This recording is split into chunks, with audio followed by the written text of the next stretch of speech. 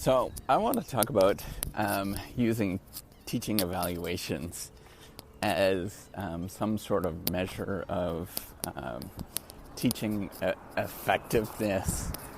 It always strikes me as something that's really interesting.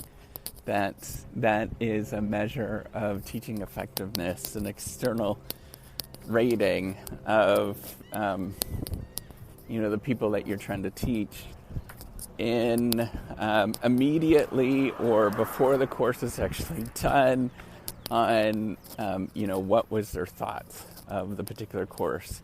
And it seems like it's perfectly reasonable, but it doesn't take into a lot of accounts. In fact, the research on this, if you just look it up, teaching evaluations, they're just incredibly biased in many different ways.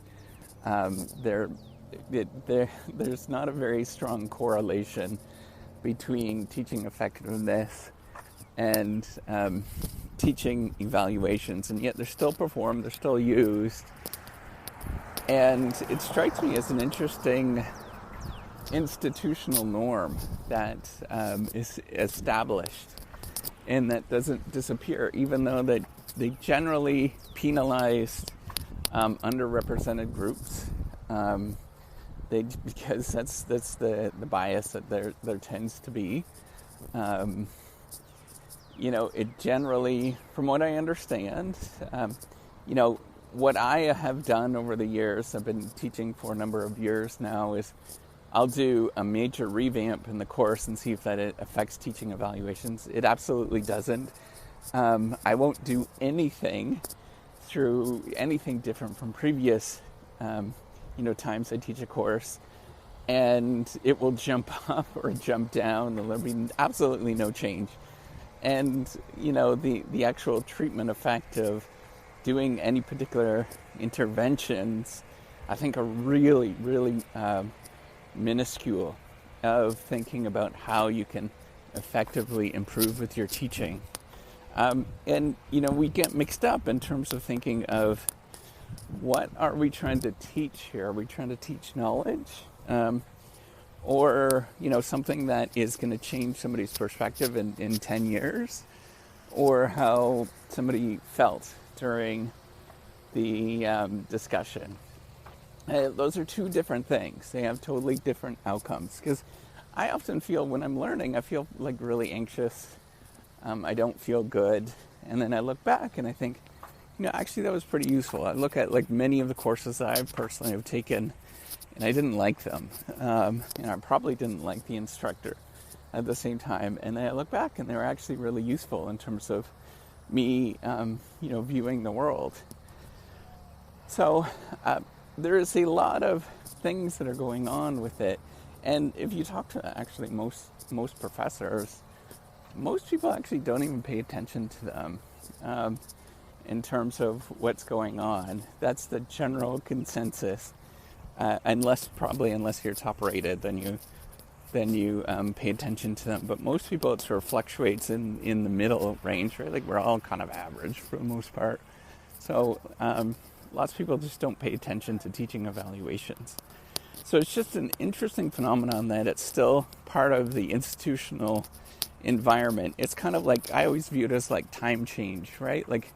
The daylight savings time change, it doesn't do anything, it's completely ineffective, and yet people still end up using it, or still end up doing it, and we all have to do it, and it's a complete waste of time in terms of, the effectiveness of these kind of things. Now, a better way to assess teaching effectiveness or to improve teaching abilities is to have mandatory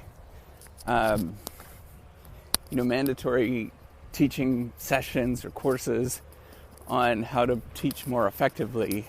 That might actually improve scores a heck of a lot more in general. However, it doesn't take into account that it's still a very subjective evaluation based on in my experience, many students don't even show up, and so you have this huge selection bias. You either get this sort of poles of the distribution, right? You either get like people being very excited or people not being excited. Then we also have the bias based on like outcomes. People see their outcomes, and then they have a biased response in response to that. That there's just generally, it's a really challenging thing, and I think any attempt to tie performance to teaching evaluations, just like a lot of things in academia, just don't match up in terms of what we're doing, right? So instead of measuring the actual outcomes of you showing up and doing the work and all that kind of stuff, people measure these sort of weird subjective outcomes that that don't necessarily match up with what we're doing, and this creates a massive problem if you look at across the board in terms of how people struggle with. Most professors are going to tell you that they really struggle with this kind of stuff. It's entirely not rewarding for most people. So it's something that I don't think is actually really effective in any sort of way. So we should start thinking about ways to make this more effective. So the one outcome I suggested is get rid of teaching evaluations. However, have mandatory CE, right? Continuing education. Maybe it's 5 hours per semester or something along those lines, where you learn about different teaching techniques that might actually improve things. Maybe you have accreditation bodies, I guess, where people might come around and sort of look at standardized teaching techniques across the board, right? So somebody that's going to assess what's going to go on, maybe that might be more effective for individuals. That's very time consuming, and it goes against what currently is being done. I think the best measure is to come up with assessments for 5 years out and 10 years out of the course, and see what the sort of knowledge retention rates are from that. Now the problem is that's really hard to do, and because it's 5 to 10 years out, a lot of people are not around. There's all sorts of problems with that. So the current scheme is not necessarily effective, is what I'm getting at, in terms of we have this sort of nice idea that, performance is supposed to correlate with how you're measuring it. But in often there's just so many cases where outcomes that you're measuring are not the things that you're intending that you should actually measure.